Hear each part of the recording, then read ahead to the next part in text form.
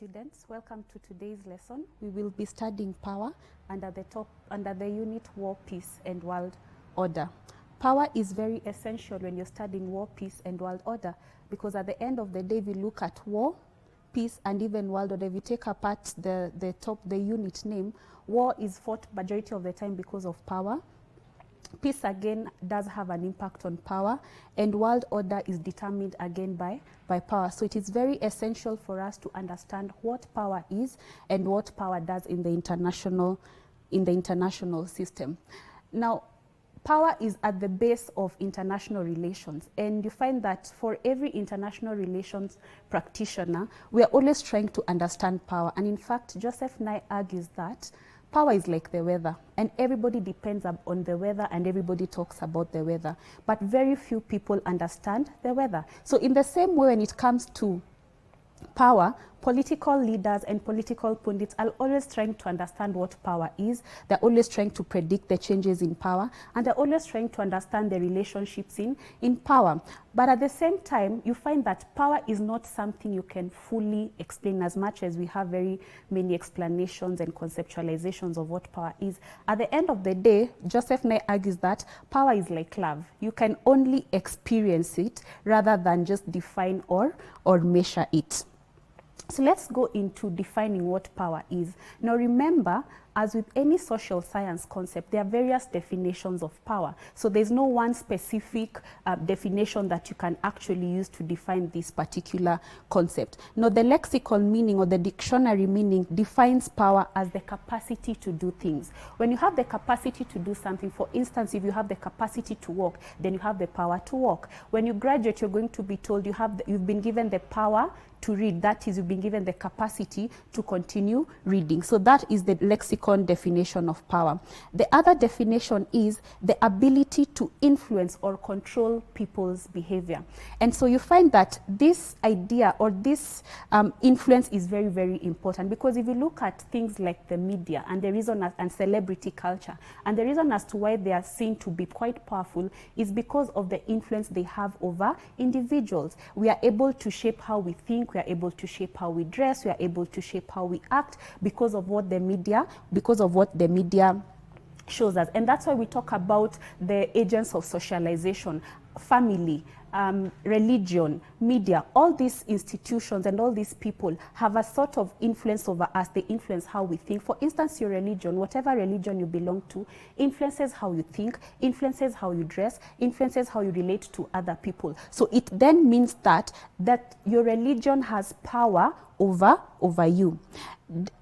Power can also be defined as the extent to which a thing or an individual can make someone or something do something that they otherwise will not have done. Sometimes you may decide, you know what, I'm not going to do 1, 2, 3 things. Then the media or your parents or anything that has influence over you ends up making you doing that thing that you others will not have done. And that's why we talk about peer pressure, for instance, because you find that with peer pressure, a lot of the times you may have resolved not to do something, but then because of the pressure, and by the way, peer pressure can also happen to adults, it's not just young people, you find that because of that peer pressure, it can end up making you do something that you others will not have done. And so therefore, it means that that thing or that individual or that institution that ends up making you do something that others will not have done, then it means it has power over you. If you look at the state system, for instance, a lot of states, of course, all states are sovereign, but of course, the sovereignty varies. But you find that there are certain powerful states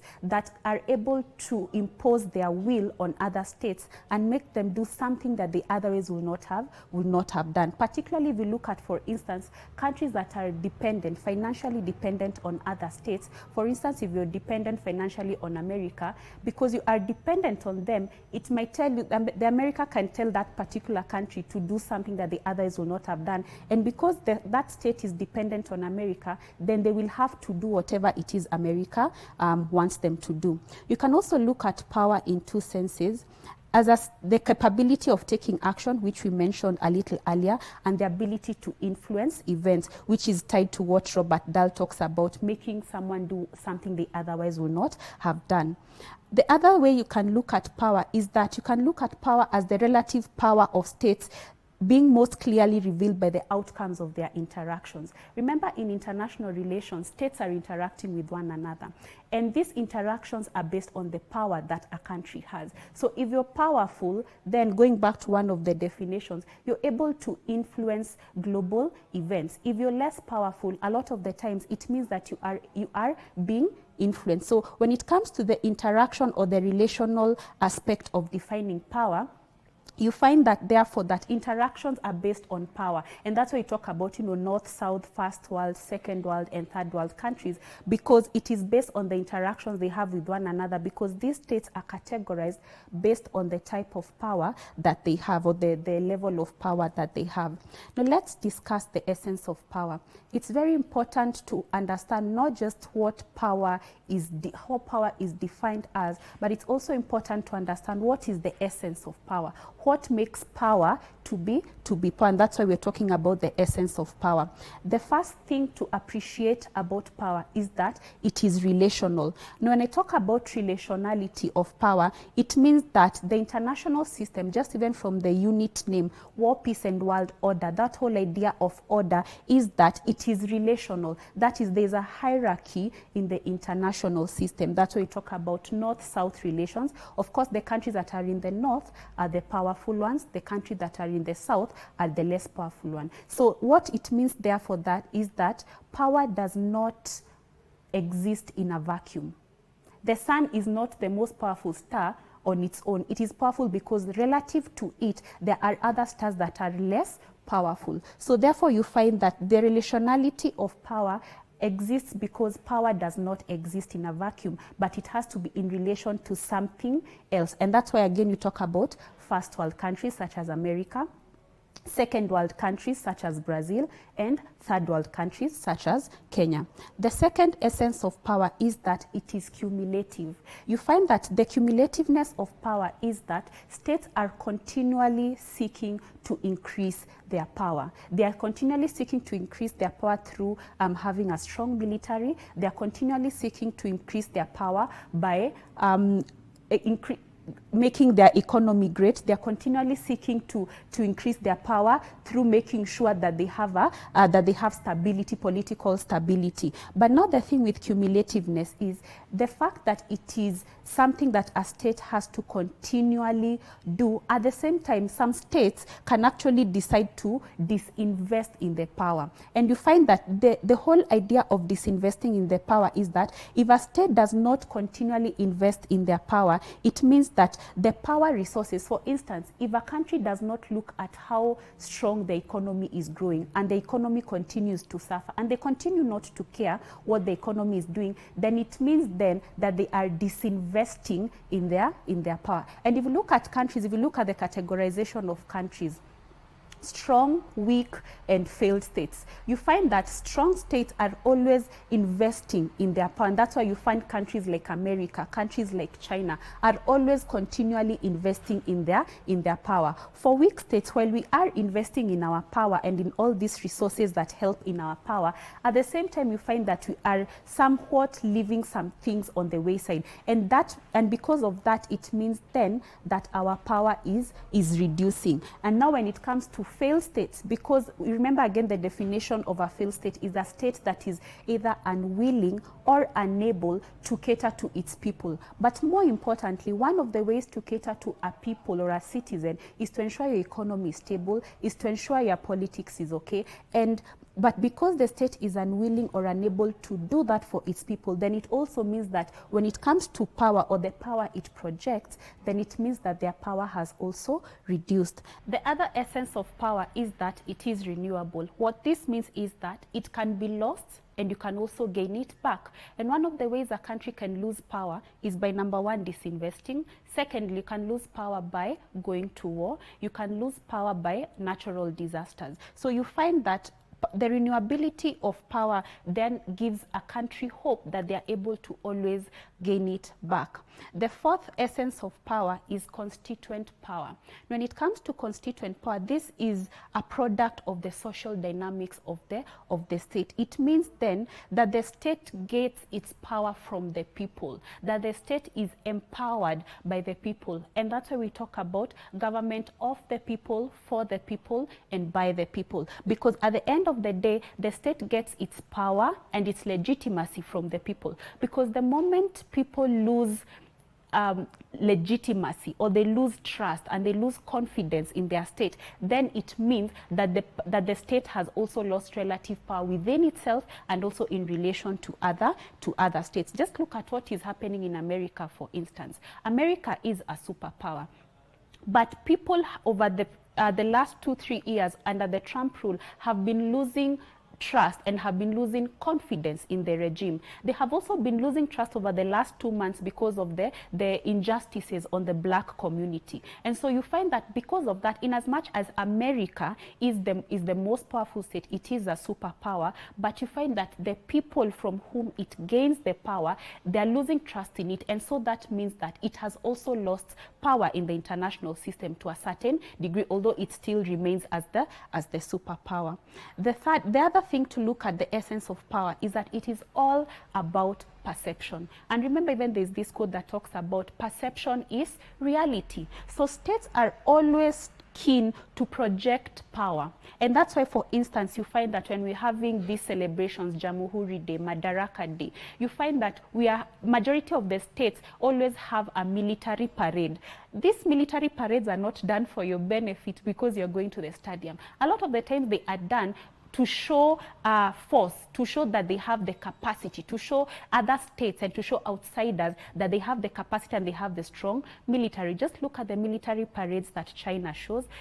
Look at the military parades that Russia displays. They show might, they show their power. And so you see, by virtue of that, they're always continually managing the perceptions through the military. Another way to manage the perception is using diplomacy. And what comes when it comes to diplomacy, you ensure that, for instance, the president is the diplomat number one. So again, going back to America, you find that the relative power of America has suffered under the rule of Trump because Trump is not looked at favorably. His personal diplomacy does not do well as compared to previous American presidents. And so you find that because of that, it means then that the perception that people have of America has changed because of the person who is the president. Another thing to look at is association. When it comes to association, it's not similar to relational. Association means that as a country, you find that you are, even just as an individual, you're told that you are the sum total of your 10 friends or 11 friends. Then what happens in the international relations is that your ally also determines the type of power you have. So for instance, if your ally is somebody powerful, or rather a state that is powerful, then it means that you have power by proxy.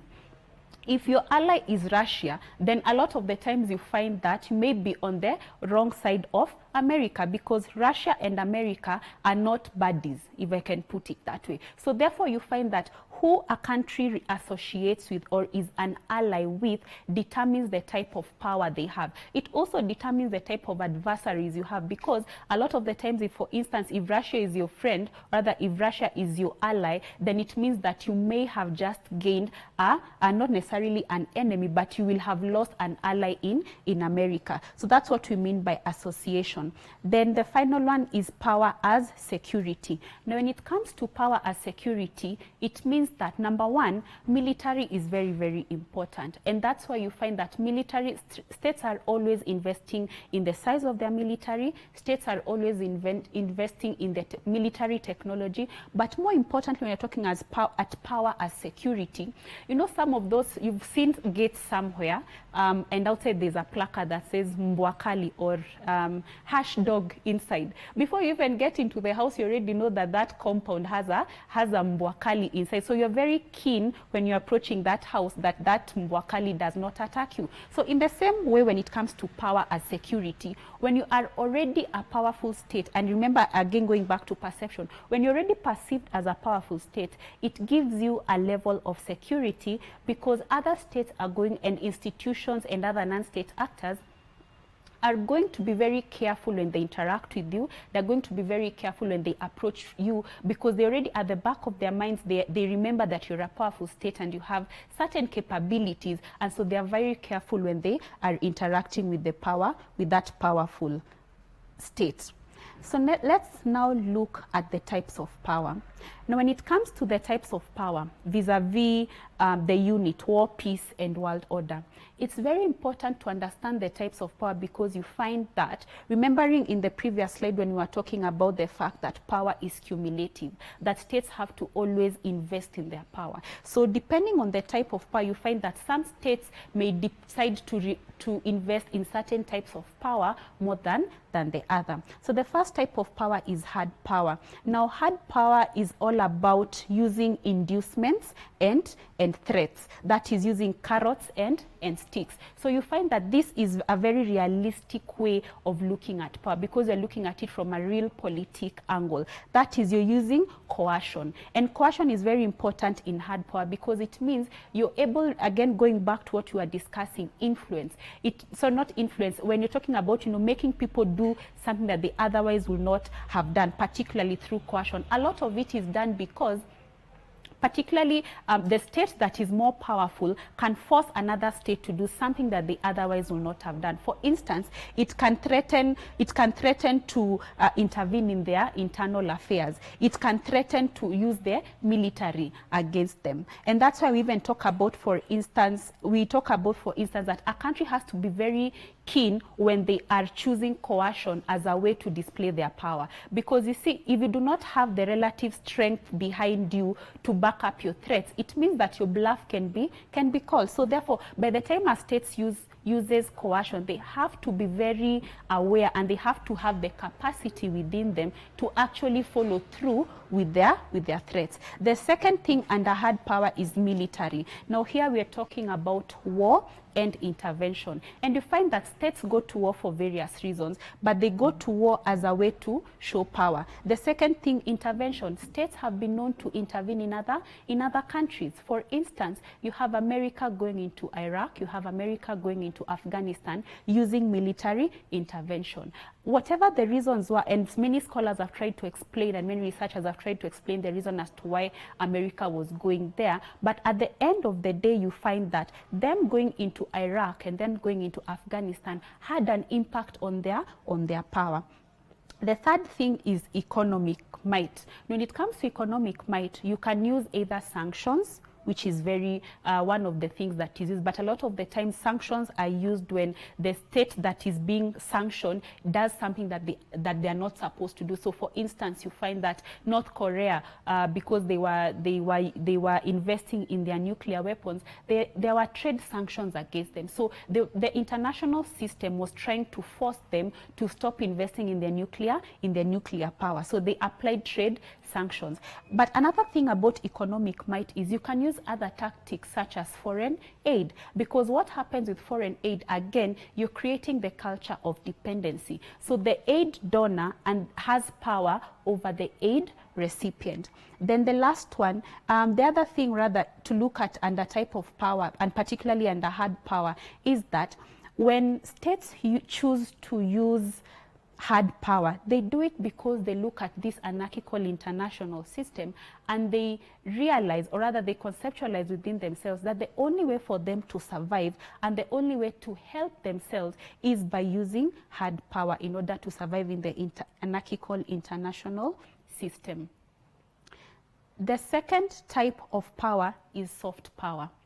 Now, soft power is the antithesis of hard power, just even from the wording, without even going into further explanation. One is hard, one is soft. When it comes to soft power, what happens with soft power is that a state uses attraction.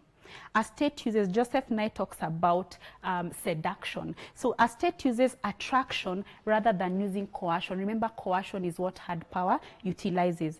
So you find that soft power is cooptive power. You're trying to bring people closer to you. You're trying to attract and seduce people closer to you. Rather, that's what a state tries to do. And how soft power is achieved is, number one, through the attractiveness of a country's culture.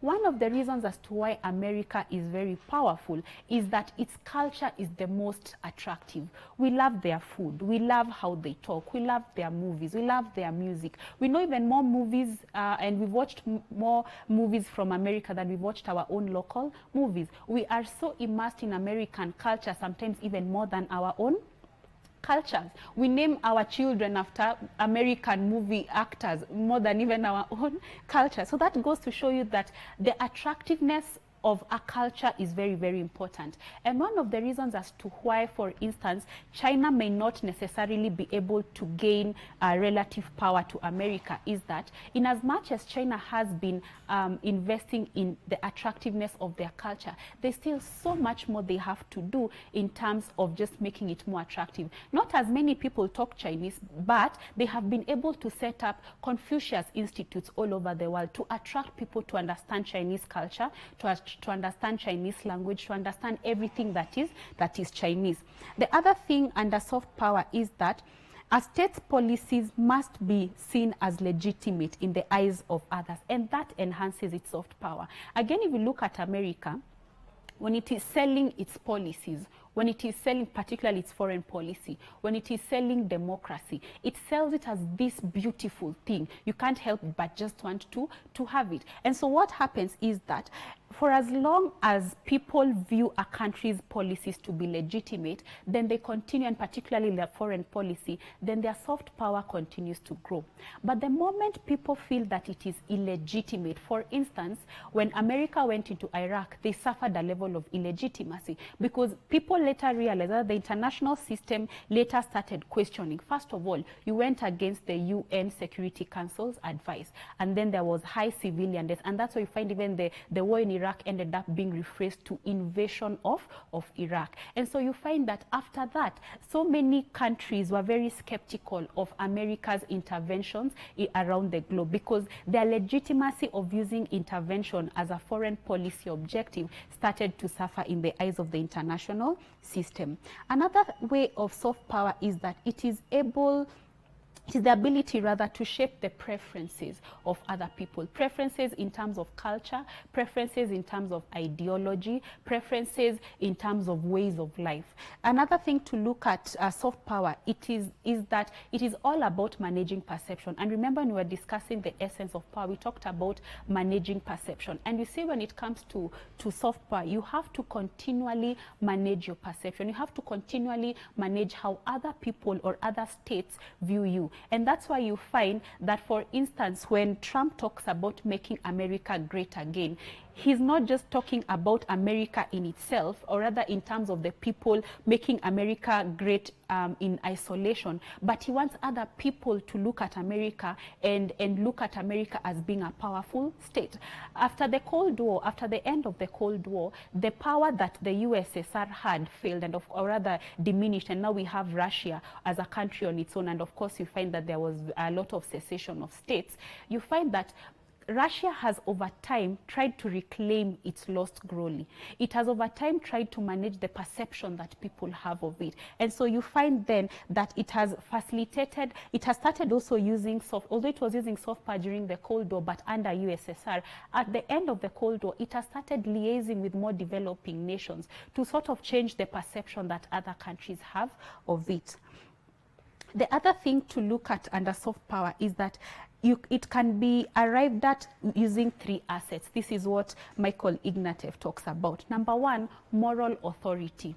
By the time people are able to see you as legitimate, by the time you're able to sell your culture to people, they must be able to look at you and say that you are grounded in morality, that your foreign policy is grounded in morality, for instance. That's why you find a country like America, and America is one of the best case studies of using or how to use soft power. You find that America, when it is intervening or when it is using its foreign policy, it has this Mother Teresa type of foreign policy where they always sell it as it is grounded on democracy. And that's why they look at the entire international system and say that, you know what, I'm the superpower and I have authority to police other states, because my policing other states relies on their moral authority.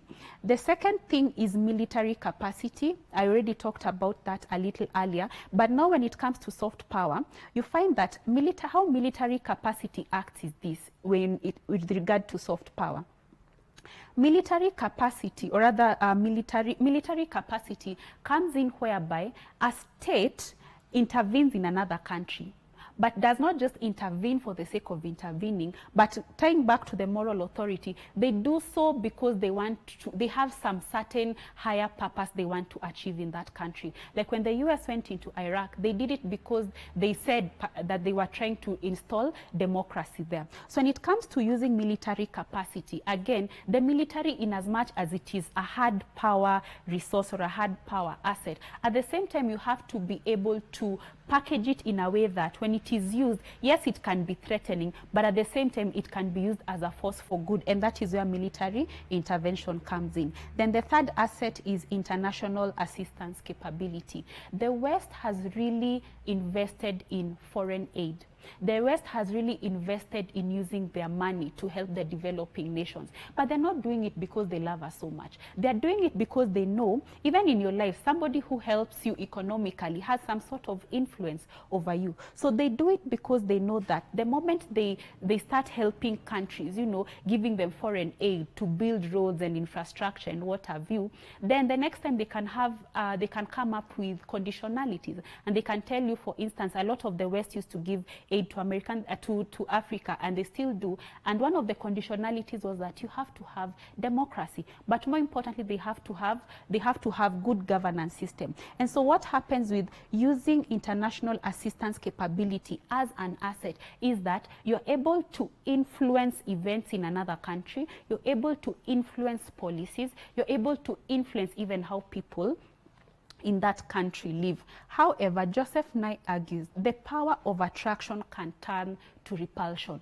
Go back to what I mentioned a little earlier, that America sells its policies, America sells democracy, but there are times that it has faced hiccups, especially after going into Iraq, where people question the intention of why they went into Iraq. And so you find that, yes, they may have invested in their soft power. Yes, they may have invested in trying to portray this particular image of the savior and the prefect and the big brother of the world. But them going into Iraq meant that, and the arrogance that they went with it into Iraq meant that their soft power ended up suffering. So soft power, in as much as you're trying to attract people, just like an individual, when you become too much of a braggart, or when you become too arrogant, even if people were already endeared to you, it means that you can end up repulsing people. So you have to be very, very careful how a state wields its soft power, because it can be easily gained, or that it is gained very difficult, but it can be easily lost. When it comes to the sources of soft power can be gotten through three ways: through culture, and this is what we refer to as social capital, basically making your culture to be attractive and to be able to universalize your culture. American culture is almost a universal culture. The second thing is through political values, that you should be able, the values you hold with you, the values you bear, you are bearing them within your country and even outside the borders. And that's why you find that America, for instance, is able to sell democracy as a value. And then finally, foreign policy. Your foreign policy must be seen as legitimate. And that's why when I talked about America losing relative power after it went into Iraq, is because its foreign policy of intervention lost legitimacy. And after the Iraq invasion, its foreign policy of intervention has actually suffered after that. So the invasion of Iraq was a seminal event in putting a hole in the soft power of America. Now, Nye argues also that incorporating soft power is very important. It's a very important strategy for any country. However, the power again lies in the people. the people whom you're trying to attract. So you find that the people whom you're trying to attract, which are, again, it's the foreign states and the foreign individuals, you find that sometimes they can be easily lost. Sometimes they can end up being repulsed by whatever it is you're putting out there. And so you find that it's a very delicate balance, trying to always ensure that people view you in the best of light. It is a very delicate balance for a state to always ensure that you are being perceived in the right way.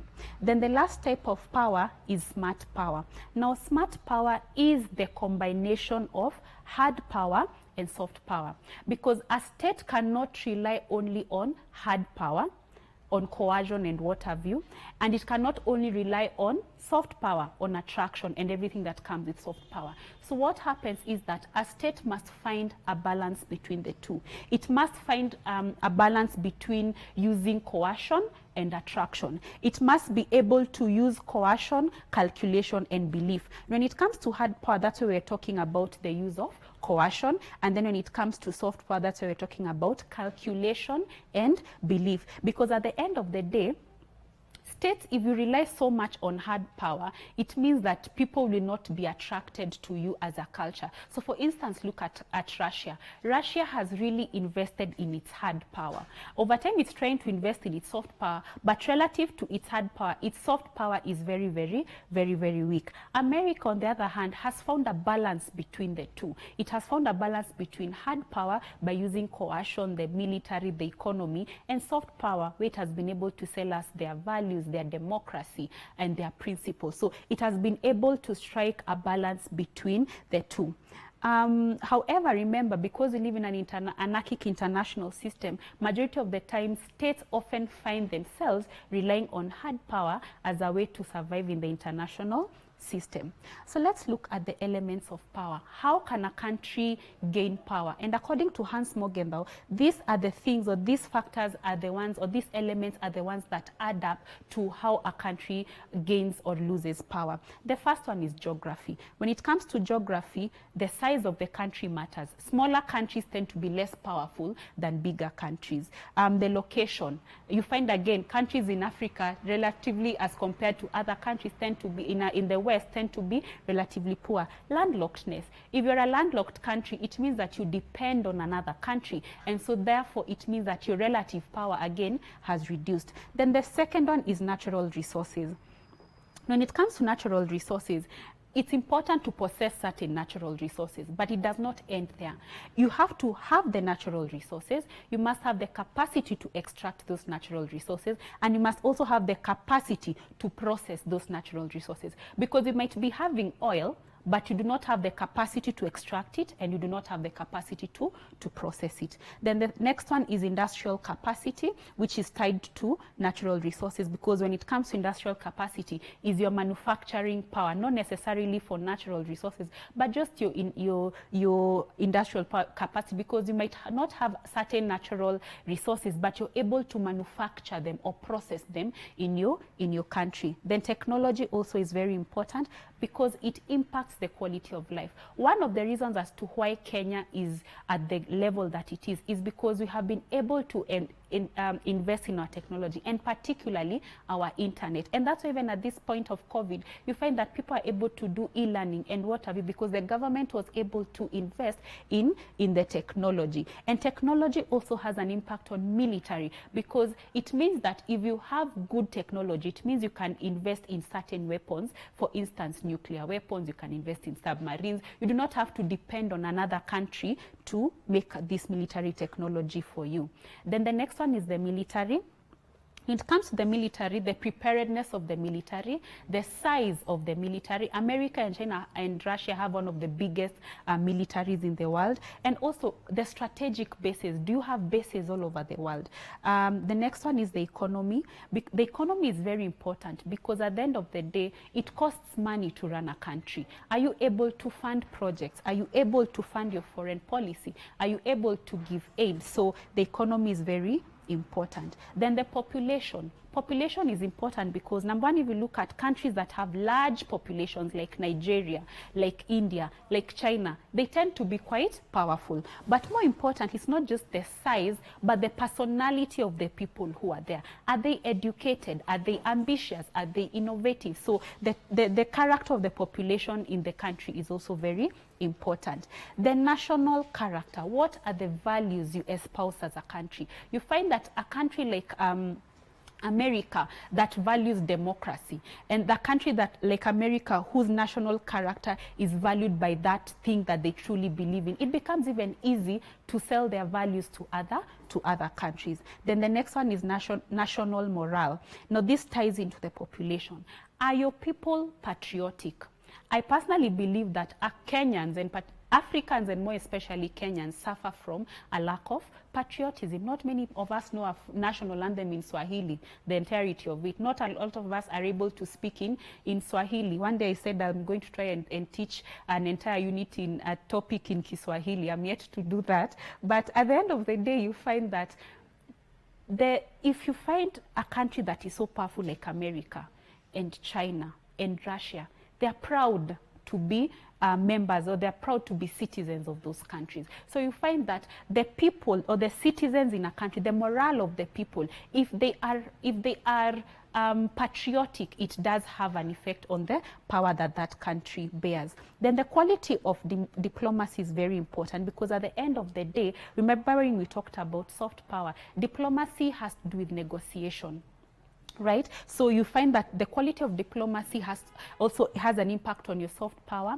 It has an impact on your negotiation, negotiation for economic purposes, for social purposes, and what have you, and just basically how the country is perceived out there. And then finally, foreign policy is very important. And when it comes to foreign policy, it is the ability of a state to assert itself and to promote its interests in the international system. And that is why, and not just promote it, but promote it consistently. And so you find that they do so in order to achieve their national interests. And so you find that if a country like America and China, their foreign policy is very powerful. They've been able to over time consistently promote their foreign policy, and because of that, it means they have been able to achieve their national interests. So therefore, foreign policy is very, very important, and it has to be very deliberate, and it has to be tied to your national interest, and it has to also be tied to the type of power you want to get at the end of the day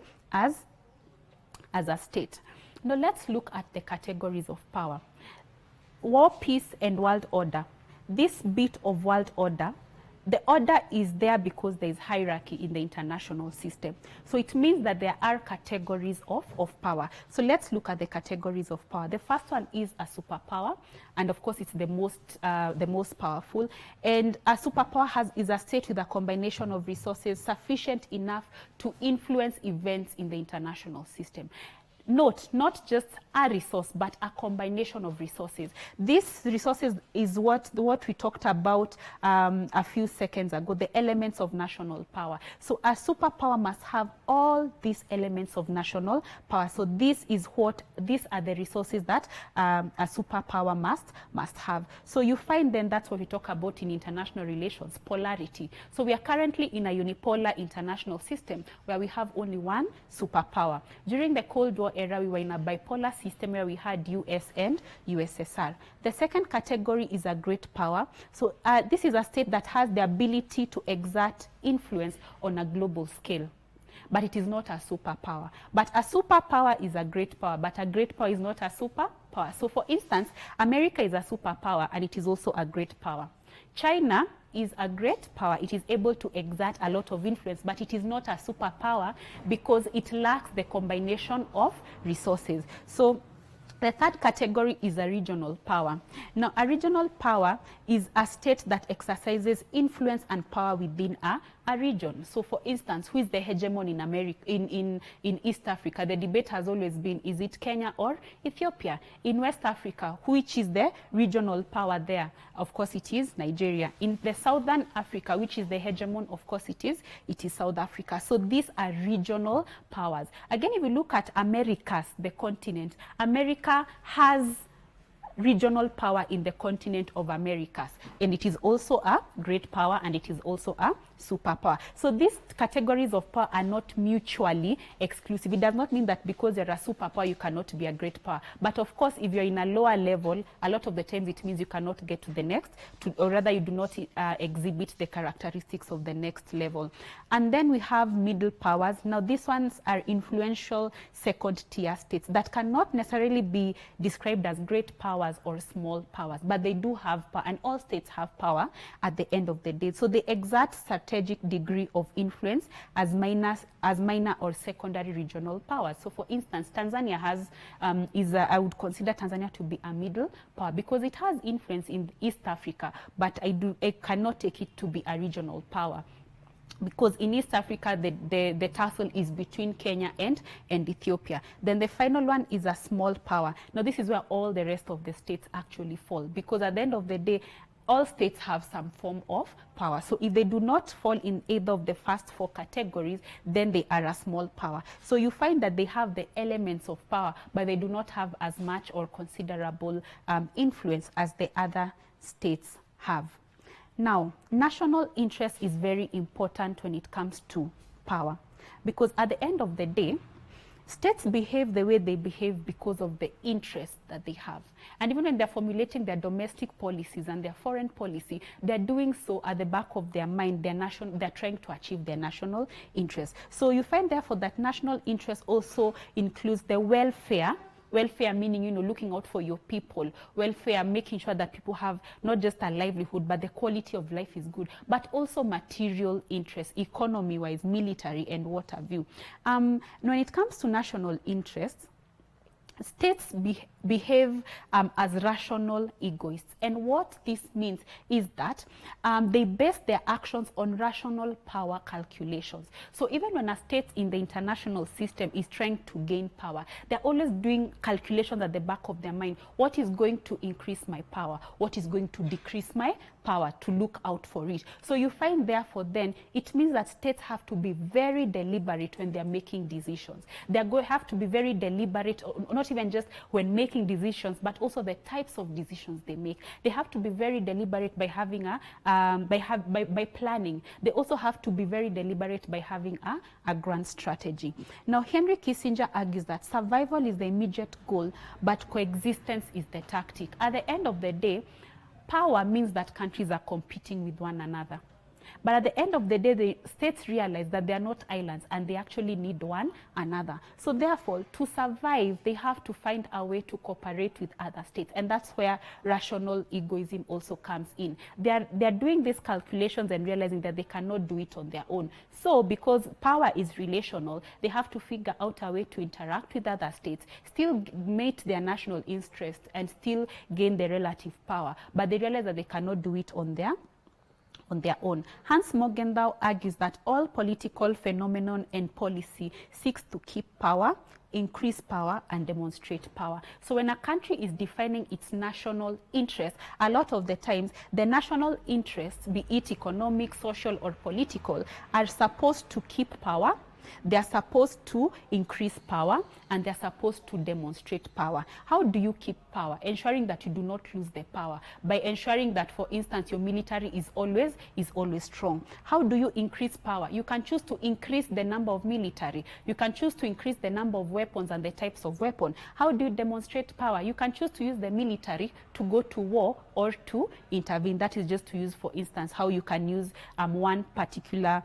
resource to seek to keep power, increase power, and to demonstrate power. When it comes to national interest, they can be defined in various categories, or rather they fall in various categories. The first one is the ideological category. When it comes to the ideological category, it means that a state comes up with policies that support its ideology. So for instance, America always ensures that its policies are always democratic in nature. They fall under the ideology of democracy. Then there's the moral and legal criteria.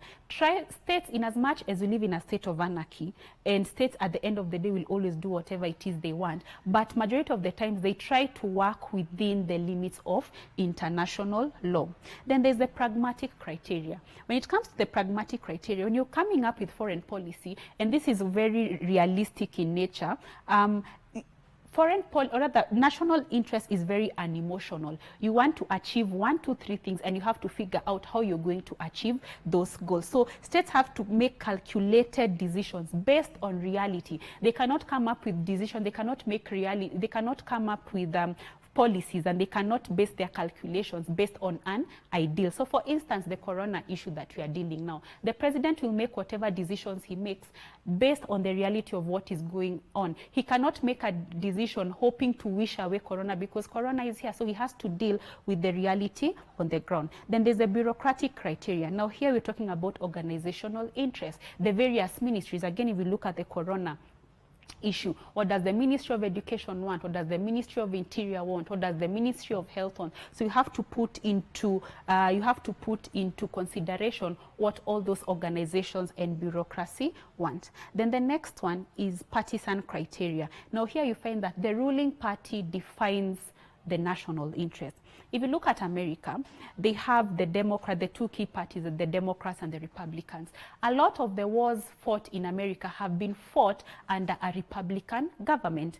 And you find that democracy is promoted the most under a Democrat government. So the type of, whichever political party is ruling, or whichever political party, yes, a country has a grand strategy ultimately, but at the end of the day, the ruling political party is what defines what the interest of the nation is. The other thing is the racial criteria. Now here, this is both ethnic and racial. When I talk, this is both ethnic and racial. Who is the majority, who is the minority? You find that a lot of the times, policies in majority of the countries tend to favor the majority. And that's why we have the Black Lives Matter, demonstration happening in America, because they feel that the policies, the system is not working for them.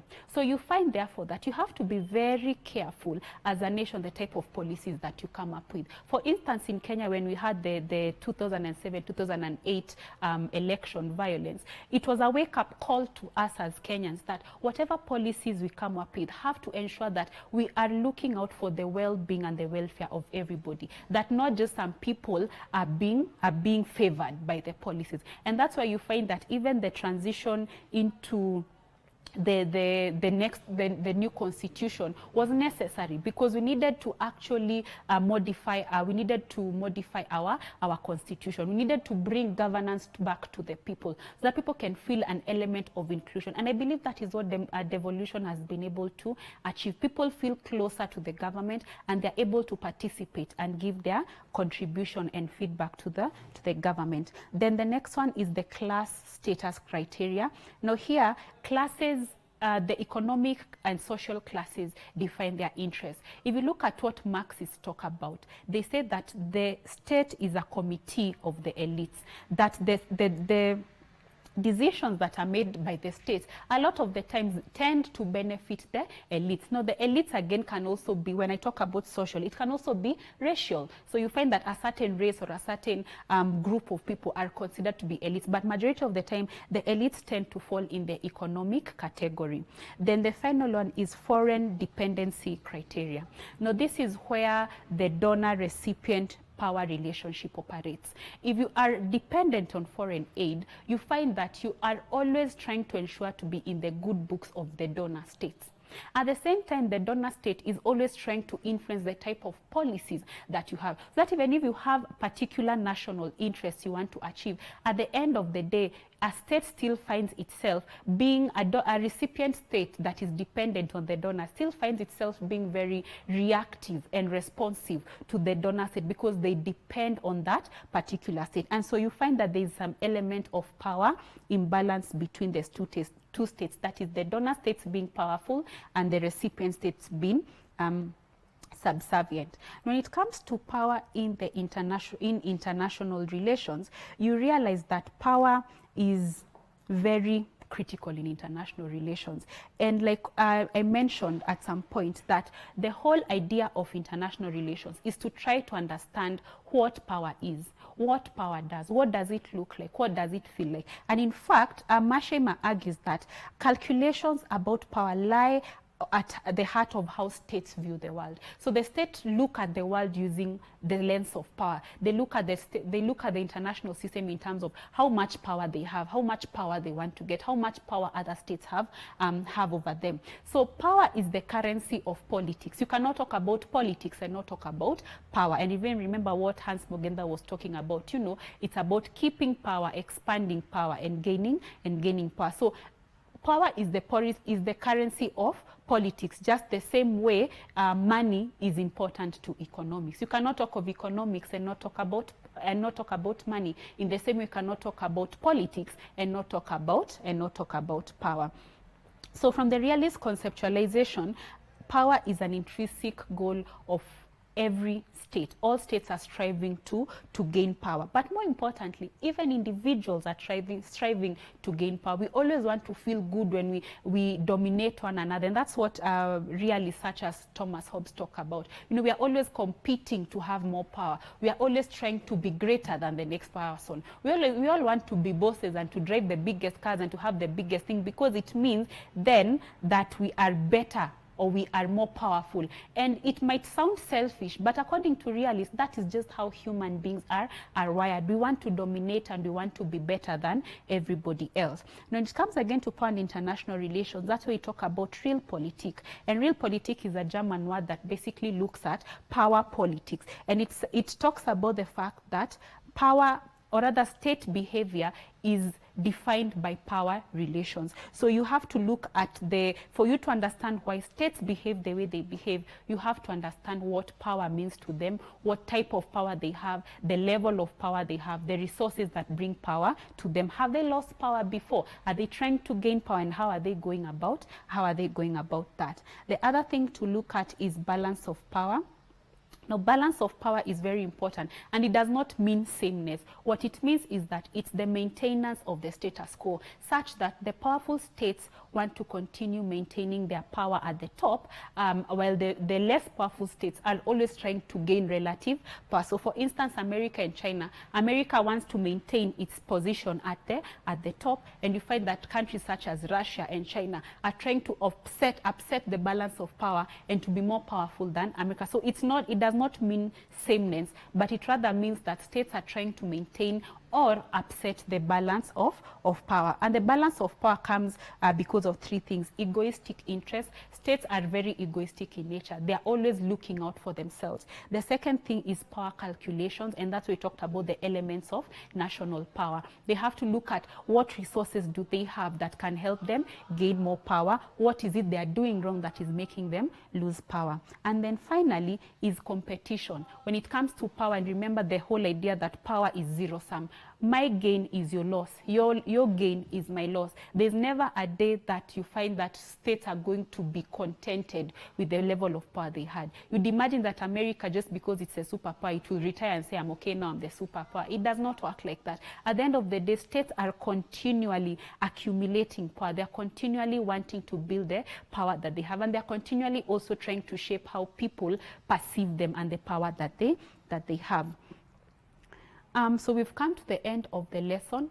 I hope you have been able to link what power is to war, peace, and world order, because at the end of the day, power is a very essential element of international politics. You cannot talk about war and not talk about power, because a lot of the times wars are fought because of people, states seeking out power. You cannot again talk about peace and not talk about power, because it means that states are trying to contain themselves to ensure that there is peace in the international system. And finally, you cannot talk about world order without talking about power, because at the end of the day, that order and that hierarchy of states is there because there is relative differences in terms of the types of power that our states has. Thank you, and we'll see you next time. These televised lectures supplement our robust online learning going on our MKU online platform. You can view more on our televised lectures via our online platform. We are in a digital era, and Mount Kenya University knows this. The following are the steps to follow so as to complete your online application. Download the application form from the website www.mku.ac.ke. Attach copies of your academic certificates and ID. Pay the application fees via M-Pesa pay bill number 270988. Your ID is the account number. 2,000 shillings is the charge for a postgraduate. You can also deposit in the bank accounts provided on the website. Then email all the above to apply@mku.ac.ke.